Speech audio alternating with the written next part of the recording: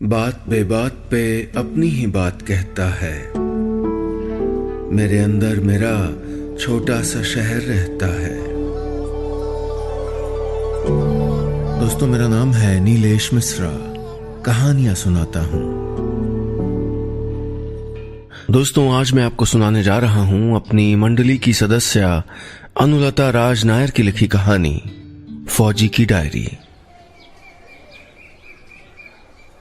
अगस्त का महीना आते ही मेरे भीतर का फौजी बेचैन हो उठता है। पुरानी बातें एक एक करके दिमाग में घुसपैठ करने लगती हैं। 1965 यानी 50 बरस पहले लड़ी लड़ाई के जख्म जैसे अब तक रिस रहे हों। 80 बरस की उम्र में भी कभी कभी मन अशांत हो जाता है। वक्त काटने के लिए मैं अपनी बुकशेल्फ जमाने लगा। मोटी मोटी किताबों के बीच मुझे एक जाना पहचाना खाकी कवर नजर आया। शायद मेरी डायरी थी जिसके बारे में मैं खुद भूल गया था। मैंने धूल झाड़ते हुए पहला पन्ना खोला। हरे रंग की स्याही से लिखा था ब्रिगेडियर अमर सिंह राठौड़। तभी दादाजी दादाजी पुकारते हुए कमरे में मीतू घुस आई। अपनी प्यारी पोती की आवाज से मैं चौंक पड़ा। हाथ में पकड़ी हुई डायरी नीचे गिर गई। क्या है ये दादाजी? कहते हुए मीतू ने डायरी उठा ली। आपकी पर्सनल डायरी है?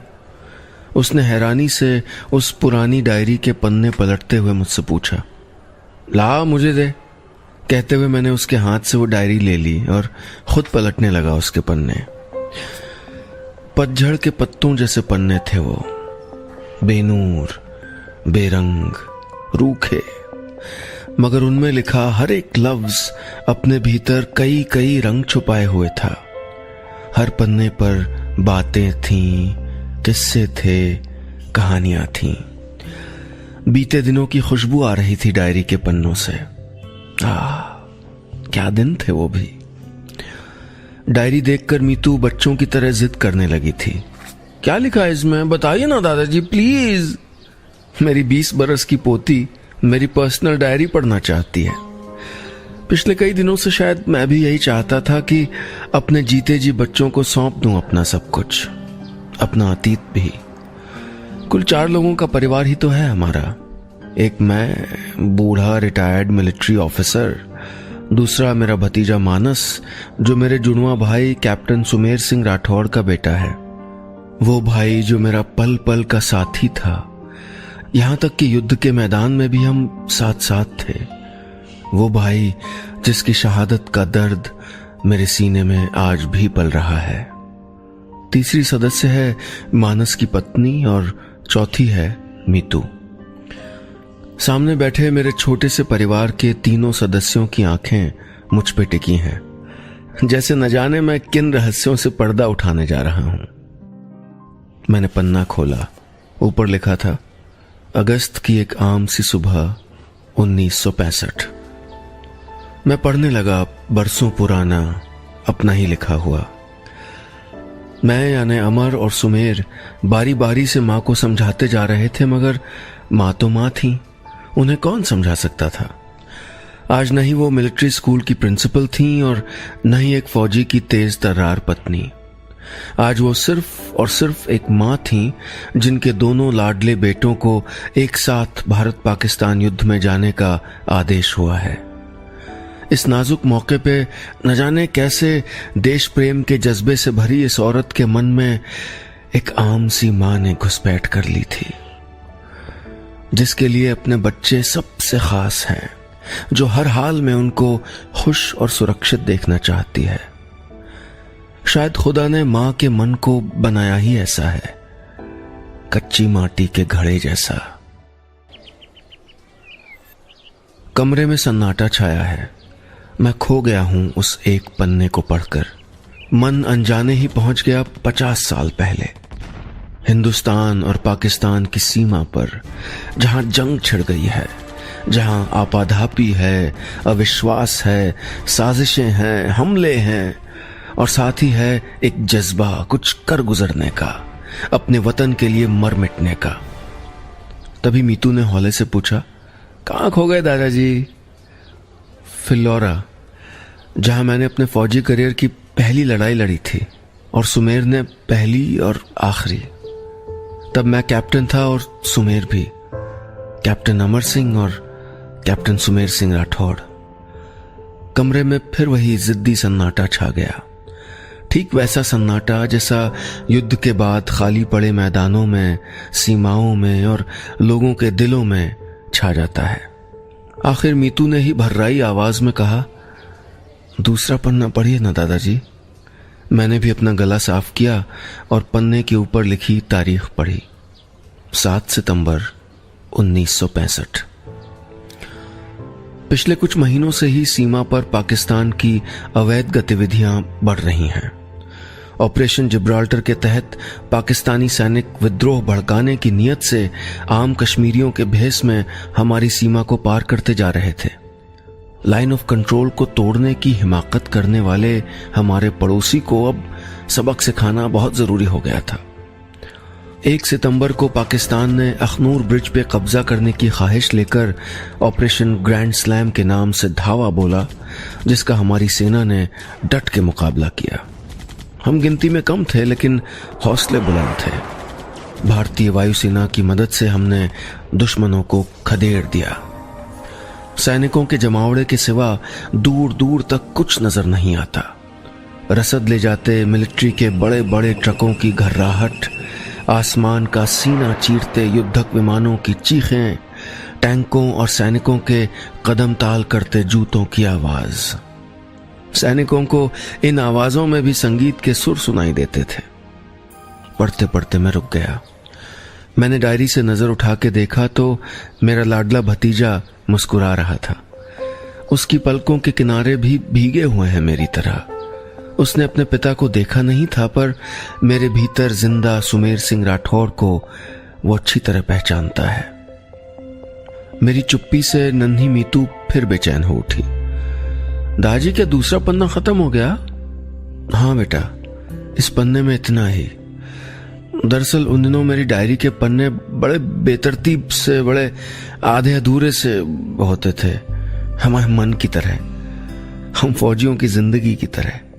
जानती हो, मैं और तुम्हारे बड़े दादाजी यानी तेरे पापा के पापा अलग अलग रेजिमेंट में थे, फिर भी बिना किसी बाहरी कनेक्शन के हम एक दूसरे से कुछ ऐसे जुड़े थे कि दूरियों का एहसास ही नहीं था। बेस कैंप में पहुंचते ही मैं उसको याद करता था और मुझे यकीन था कि वो भी मुझे याद करता होगा, उसी वक्त, उतनी ही शिद्दत से। डायरी मेरी गोद में रखी है और बच्चों की नजर मुझ पे टिकी है, मगर मैं नहीं पढ़ पा रहा हूं डायरी में लिखे लफ्ज, क्योंकि जब जब युद्ध याद आता है तब तब सुमेर की यादें मेरे जहन में खलबली मचाने लगती हैं। वो मेरा जुड़वां भाई ही नहीं, एक बेहद करीबी दोस्त भी था। हम हर काम साथ मिलके करते थे, हर बात एक दूसरे से साझा करते थे। बस मौत को उसने अकेले अपना लिया था। बाबा, कौन सी याद आपको परेशान कर रही है? मानस ने मेरे घुटनों पे सर टिका के पूछा। अपनों से जुड़ी हर बात परेशान करती है बेटा। जब युद्ध की आधिकारिक घोषणा हुई तब मां की बेचैनियां बढ़ गई थीं, इसलिए हम दोनों भाई उनको फोन करके दिलासा देते रहते, जबकि फोन अटेंड करने मां को पास के पोस्ट ऑफिस तक आना होता था। कभी फोन कनेक्ट होता, कभी नहीं होता, मगर उनको हर तकलीफ गवारा थी, बस उनके बच्चों की खैर खबर मिलती रहे। शायद यही हाल हर फौजी के परिवार वालों का था। जब जब मौका मिलता मां को टेलीग्राम भी कर दिया करते, जिससे उसके मन को तसल्ली रहे। कुछ बातें मैं मानस को बताना चाहता था, वो बातें जो मैंने डायरी में नहीं लिखी थी। सुमेर की तब नई नई शादी हुई थी।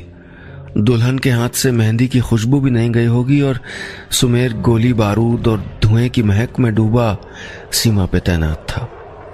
एक सुमेर ही क्या, ऐसे न जाने कितने सैनिक और अफसर थे जो घर में नई ब्याहता को छोड़ आए थे, या किसी के घर ठीक उसी रोज बच्चे का जन्म हुआ था। कई ऐसे भी थे जो अपने बूढ़े और बीमार माँ बाप को अकेला छोड़कर सीमा पे मुस्तैदी से तैनात हो गए थे। उस वक्त हम सब के लिए देश से बढ़ के कुछ नहीं था। 1965 में चीन के साथ हुए युद्ध के बाद हम भीतर तक आहत थे, इसलिए इस बार पूरी सेना में एक गर्मजोशी थी, एक आग थी कि किसी भी कीमत पे पाकिस्तान को अपनी सीमा से बाहर खदेड़ फेंकना है। राम प्रसाद बिस्मिल की लिखी पंक्तियां हम सबकी ज़बान पे चढ़ गई थी। वक्त आने दे, बता देंगे तुझे ऐ आसमां, हम अभी से क्या बताएं क्या हमारे दिल में है, सरफरोशी की तमन्ना अब हमारे दिल में है। दादी सुनाइए ना अगला पन्ना। मीतू बेसब्र थी मेरी डायरी सुनने के लिए। वो बच्चों की तरह सवाल कर रही थी। दादी आपको कभी डर नहीं लगा पहाड़ जैसे टैंक और इतनी बड़ी बड़ी बंदूकों से? कभी मौत का डर नहीं लगा? लगता है डर, सबको डर लगता है बेटा, मगर हम उस डर पे जीत पा लेते हैं। अपने देश की रक्षा करने का जोश और जुनून जब सर पे चढ़ता है ना, तो सारे डर भाग जाते हैं। चलो तीसरा पन्ना सुनाता हूं। मैंने डायरी का अगला पन्ना खोला। तारीख 12 सितंबर 1965। पाकिस्तान ने चम पे हमला किया, जिसके कारण हमने सियालकोट में दूसरा फ्रंट बनाया। पाकिस्तान की नीयत अखनूर पे कब्जा करने की थी। आखिर आज हिंदुस्तान ने हमला बोल ही दिया, जिसमें सबसे ज्यादा दहला देने वाली थी एक आर्मर्ड ब्रिगेड और 43 ट्रकों वाली इन्फेंट्री ब्रिगेड। एक भयावह मगर अनोखा मंजर था। हमने फिल्लौरा पे आक्रमण किया। जीओसी ने एकदम अजीब फॉर्मेशन बनाया था। बहुत बड़ा रिस्क था, बेहद खतरनाक, हैरत अंगेज मगर साहसी निर्णय था। लगातार बारिश से जमीन गीली हो गई थी। दलदल जैसी जगह पे इतने भारी वाहनों को चलने में बहुत मुश्किल हो रही थी। लगातार हवाई हमले भी हो रहे थे। हर पल मौत इतने करीब से गुजर रही थी कि लग रहा था ये जिंदगी की आखिरी लड़ाई है, मगर मैं गलत था। 11 सितंबर को हमने हर कठिनाई को परे सरकाते हुए फिल्लौरा पे कब्जा कर लिया। मैं 4 हॉर्स रेजिमेंट में था और सुमेर 17 हॉर्स रेजिमेंट में। हमारे commanding officer lieutenant colonel Bakshi और लेफ्टिनेंट जनरल तारापुर की अगुवाई में हमने ये फतह पाई। यकीनन ये एक ऐतिहासिक टैंक बैटल साबित होगी। हमारी सेना की जीत हुई, मगर मैंने अपना भाई खो दिया। मुझे ऐसा महसूस हो रहा है जैसे मेरे शरीर का आधा हिस्सा काट कर फेंक दिया गया हो। बहुत दर्द है, असहनीय। मां से कैसे कह पाऊंगा? सुमेर की पत्नी को क्या जवाब दूंगा? उसके होने वाले बच्चे की उंगलियां कौन थामेगा? मैंने डायरी बंद कर दी। मीतू उठकर मेरे आंसू पोंछने लगी। फौजी भी कहीं रोते हैं। उसकी मीठी बातें और नाजुक हथेलियों की छुअन ने मेरे भीतर जमी बर्फ को गला दिया।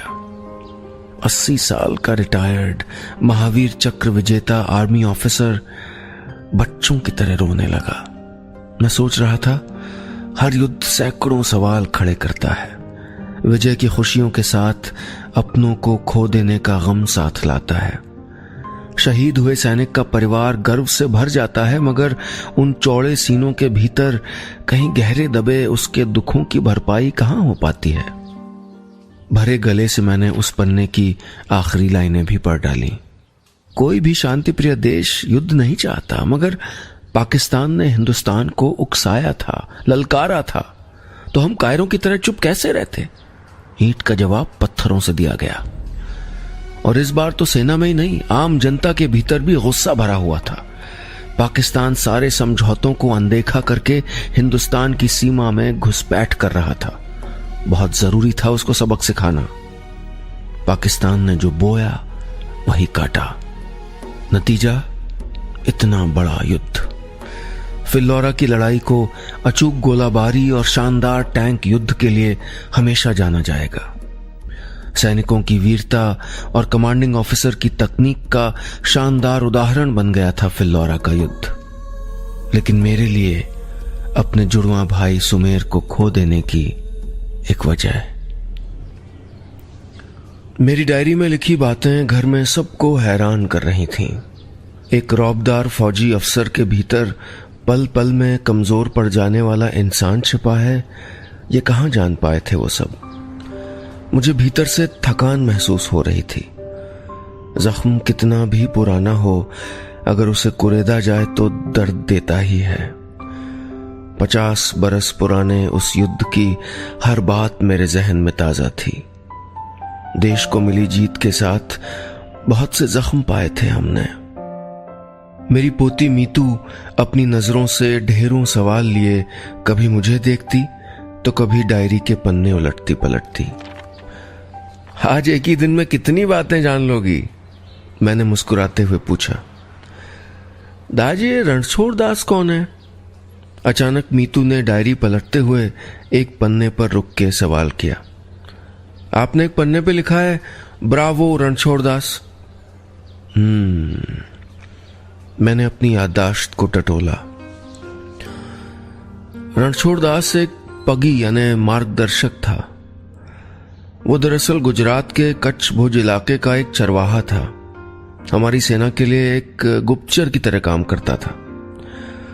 1965 की लड़ाई में रणछोड़ दास रबारी ने भारतीय सेना की बहुत मदद की। वो आम आदमियों की तरह सीमा पे जाके पाकिस्तानियों के साथ घुल मिल के इंफॉर्मेशन इकट्ठा करके लाता था। जनरल सैम मानेकशॉ तो पगी के बहुत बड़े फैन थे और हमारी सेना ने अपने एक बॉर्डर पोस्ट का नाम उसके नाम पे कर दिया था। ऐसा पहली दफा हुआ था कि किसी इंसान के नाम पे कोई बॉर्डर पोस्ट जानी गई हो। मैं एक दफा मिला था रणछोड़ दास से। ऐसे जज्बाती और जुनूनी इंसान कम ही देखने को मिलते हैं। अच्छा? मीतू हैरान थी। युद्ध को इतना करीब से उसने पहली बार जाना था। जानती हो मीतू, युद्ध के समय सिर्फ सेना ही नहीं लड़ती है बल्कि समाज का मिलिट्रीकरण हो जाता है। हर इंसान अपना योगदान देना चाहता है। पंजाब में किसान युद्ध के दौरान गोलाबारी के बीच खेती कर रहे थे। तभी तो हमारे प्रधानमंत्री ने जय जवान जय किसान का नारा दिया था। यूनाइटेड नेशन ने बीच बचाव किया और 22 सितंबर को युद्ध समाप्ति की घोषणा हो गई थी। बरसों बरस लोग हिसाब करते रहे कि क्या खोया क्या पाया। पूरा देश हमारी सेना के सम्मान में खड़ा था और मैं युद्ध से खाली हाथ लौटा था। जिस दिन सुमेर के शहीद होने की खबर घर पहुंची, उसी दिन उसकी पत्नी ने वक्त से पहले बेटे को जन्म दिया और खुद सुमेर के साथ चली गई। अपनी बात कहते हुए मुझे गले में कुछ अटकता हुआ महसूस हुआ। मीतू मेरे पास से उठकर अपने पिता मानस के पास चली गई, उसकी आंखों के गीले किनारों को पोंछने।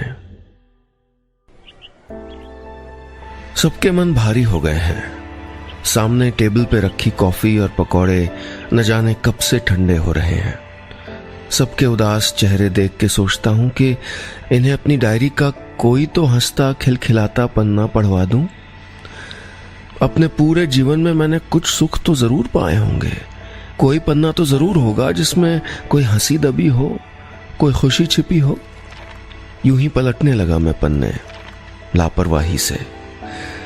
तभी बीच में कहीं अटकी एक तस्वीर लहराती हुई मेरे पैरों पे आ गिरी। मीतू ने झट से उसे उठाया। Wow, beautiful. दादी कौन है ये? अब तो मुझे वही पन्ना पढ़ के सुनाइए जहां इनका जिक्र हो। मेरी लाडली पोती जिद पे अड़ गई और मैं उलझन में पड़ गया हूं कि 80 बरस की उम्र में अपने इश्क का चर्चा अपने बच्चों, अपनी पोती के सामने कैसे करूं। दादी जल्दी पलटिए पढ़ने, पढ़िए ना। मीतू मचलने लगी। मैंने अंगूठे से फुर्र करते हुए डायरी के पन्ने पलट डाले, मगर ऐसा कोई पन्ना वहां था ही नहीं जहां मेरे इश्क का चर्चा हो, मेरी मोहब्बत का जिक्र हो। मैंने डायरी सामने रखी कॉफी टेबल पे रख दी। शाहीन की बातें तो मेरे मन के हर पन्ने पे लिखी थीं। मैंने हिचकते हुए मन की उन गुलाबी इबारतों को अपनी पोती मीतू के सामने पढ़ना शुरू कर दिया। मेरे घर के पास में रहने वाली उस लड़की से मुझे लड़कपन में इश्क हो गया था। मेरे सेना में भर्ती होने पे उसे ही सबसे ज्यादा गर्व हुआ होगा और वही सबसे ज्यादा रोई भी थी। मेरे पासिंग आउट परेड को सबसे पहली लाइन से बैठ के देखा था उसने, और किसी छोटी बच्ची की तरह तालियां पीटते हुए उसको बाकी सब ने देखा था। मैंने भी देखा था। उसका मन कांच की तरह साफ था, मगर शायद मेरी नजरें ही धुंधला गई थी। सुमेर के शहीद होने और उसकी पत्नी के गुजर जाने के बाद उसकी आखिरी निशानी मेरी गोद में थी, और मुझे अपने सिवा किसी पे यकीन नहीं था कि उस बिना माँ बाप के बच्चे को वो प्यार दे पाएगा जिसका वो हकदार है। या शायद मैं ही मानस को किसी के साथ बांटना नहीं चाहता था। तो मैंने एक तरफा फैसला किया कि मैं शादी नहीं करूंगा। न वो कुछ बोली थी, न मैंने कुछ कहा। कुछ कहने सुनने की गुंजाइश ही कहाँ छोड़ी थी मैंने। मुझे नहीं पता मेरा फैसला सही था या गलत, पर शायद मेरे बहादुर भाई सुमेर के लिए यही मेरी श्रद्धांजलि थी। तो यूं ही आपकी मोहब्बत खत्म हो गई? मीतू ने बड़े भोलेपन से पूछा। मोहब्बत कहाँ खत्म हुई, वो तो अब भी इस डायरी के पन्नों में कैद है, मैंने मुस्कुरा के कहा।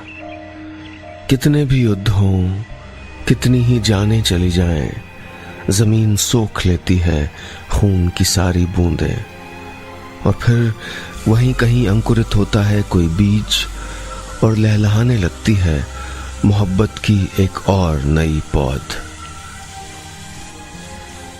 बस इतनी सी थी ये कहानी।